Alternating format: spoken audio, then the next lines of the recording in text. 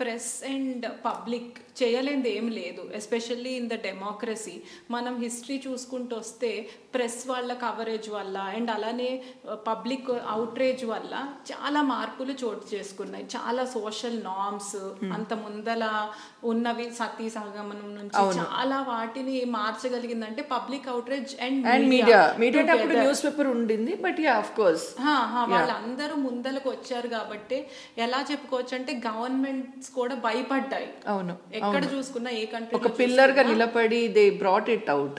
Yes, so అన్ని భయపడ్డాయి అంత. అంటే ఇప్పుడు ప్రెస్ లో వచ్చింది అంటే అది 100% క్రెడిబుల్ అనేది అందరిలోకి వచ్చింది. ఒక వాయిస్ ఆఫ్ పబ్లిక్ వస్తుంది అన్నది. That is the prominence and significance of media. And ఇప్పుడు వచ్చి social media, new platforms, straight మీడియాని పక్కన పెడితే అవి కూడా చాలా యాక్టివ్గా ఉండటము, మనకి తెలియని విషయాలు ఎన్నో వెలుగులోకి తీసుకురావడము,